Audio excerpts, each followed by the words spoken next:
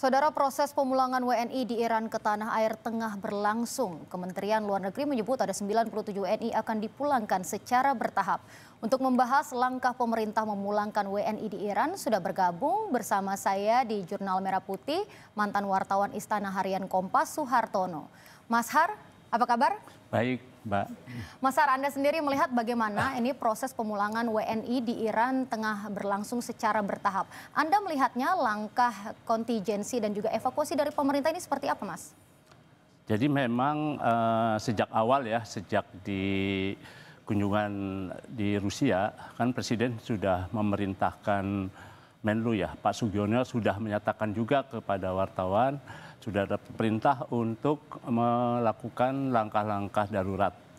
Termasuk diantaranya melakukan evakuasi warga negara Indonesia yang jumlahnya sekitar 380 orang ya. Tentu harus bertahap dilakukannya. Nah, langkah ini tentu harus didukung oleh komitmen ya pertama. Kedua adalah memang ada langkah cepat dan tepat gitu ya, karena ini kan perang sudah begitu gencar ya, sudah melibatkan pihak-pihak lain juga. Jadi memang menghindari atau penyelamatan warga negara harus segera dilakukan. Butuh diplomasi dan lobi politik yang bagus, yang cepat dan tepat. Sehingga langkah ini sekarang sudah dimulai dengan pemulangan dari 29, sekarang meningkat menjadi 97 orang nanti sore ini ya. Tentu tepatnya nanti kemungkinan sekitar sore baru sampai di Bandara Soekarno-Hatta begitu, Mas Har. Namun Anda juga melihat proses pemulangannya ini seperti apa, Mas? Ya, ini kan tentu harus diawali dengan perencanaan ya. Di tengah situasi yang cepat dan tepat ini, pemerintah pasti melalui Kemlu harus melakukan perencanaan yang baik. Perencanaan lalu dilakukan melakukan lobby-lobby dan juga kerjasama. Diplomasi politik harus dilakukan ya, terutama karena memang nggak mungkin harus dari Teheran, lalu harus keluar. Nah, akhirnya kan ditempuh melalui ibu kota Azerbaijan ya. Betul. Di Baku ya. Mereka sudah di sana dan nanti tinggal dibawa ke Indonesia. Dan sebagian ada yang memang dipulangkan melalui Jeddah. Nah, langkah ini menunjukkan keberhasilan juga diplomasi Indonesia gitu ya. Karena memang sebelum diplomasi sudah ada relasi yang baik. Nah, Indonesia dengan Azerbaijan cukup baik, begitu juga dengan Arab Saudi. Nah, langkah-langkah diplomasi yang baik ini tentu akan mempercepat dan membantu evakuasi yang dilakukan.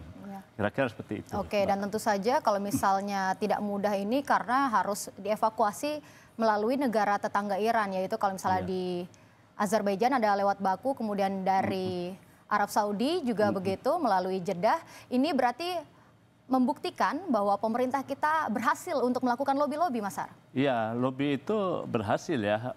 Sambil kita menanti total nanti 380 semuanya, rencana Kamis itu bisa dipulangkan dengan aman dan selamat atau tidak. Karena memang pada saat-saat genting seperti ini, penting adalah upaya-upaya memperkuat kerjasama dengan negara-negara manapun juga. Jadi bisa diantisipasi bila mana terjadi segala sesuatu. Misalnya dengan Azerbaijan yang mungkin tidak terlalu penting, tapi Indonesia mengutamakan juga relasi yang baik. Sehingga tatkala ada kegentingan yang memaksa, sehingga kita bisa lebih berperan lebih cepat melalui diplomat-diplomat Indonesia yang ada di berbagai tempat, terutama juga di Azerbaijan. Dia melakukan langkah yang cepat dan bisa mempertegas untuk pemulangan warga negara Indonesia. Oke, dan tentu kalau dari Kemenlu menargetkan untuk bisa menuntaskan kepulangan warga negara kita di hari Kamis nanti ya, Mas Har ya. Nah, betul. Anda melihatnya sendiri kalau misalnya bisa tuntas, apakah langkah pemerintah ini cukup tepat mengingat ada beberapa warga negara kita juga yang masih di Iran belum ingin ya untuk dievakuasi karena mereka menganggap lokasi mereka masih aman. Bagaimana, Mas? Ya, memang apapun kan evakuasi itu adalah menghindari resiko dan menyelamatkan warga negara. Satupun warga negara Indonesia harus diselamatkan dimanapun. Nah, sehingga pasti upaya-upaya baik oleh Kemlu dan pihak-pihak lainnya, tentu juga intelijen Indonesia ikut membantu aparat untuk mengeluarkan mereka dan bergabung dengan warga negara lain untuk dipulangkan ke Indonesia. Sehingga tercapai target yang 380 orang itu. Kan memang melihat pengalaman dulu kita sudah berhasil ya. Apa yang dilakukan pemerintah kita dulu ketika mengevakuasi warga negara Indonesia dari Wuhan, Cina, dan juga dari Jepang ketika COVID-19, lalu disusul krisis politik di Mesir, yang kita juga berhasil memulangkan semuanya warga negara Indonesia secara bertahap. Nah, langkah-langkah yang sudah pernah ditempuh oleh Kemlu, sekarang tinggal diterapkan kembali. Jadi langkah-langkah yang dulu itu menjadi benchmark gitu ya. Nah, langkah sekarang pun juga akan menjadi benchmark untuk tahapan berikutnya memulangkan kembali warga negara Indonesia hingga tercapai 380. Baik. Seperti itu, Mbak. Terakhir, Mas Har, Anda sebagai wartawan senior Istana, Harian Kompas, apa yang bisa Anda katakan untuk proses pemulangan ini supaya tentu proses ini kita sama-sama ingin berjalan dengan lancar dan semua warga negara kita bisa kembali ke tanah air dalam keadaan selamat? Ya, meskipun sudah berjalan ya, tetap Presiden harus tetap mengawasi ya. Kemlu juga harus tetap ikut mengawasi karena proses ini memang tidak mudah.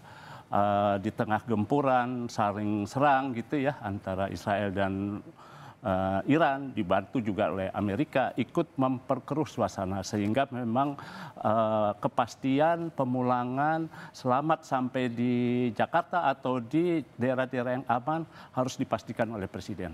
Jadi memang apapun Presiden maupun Menteri Luar Negeri harus terus mengawasi ini sampai mereka kembali atau berada di tempat yang aman. Kira-kira seperti itu, Mbak. Baik, Mas Har, terima kasih atas penjelasannya. Tentu kita berdoa bersama-sama supaya proses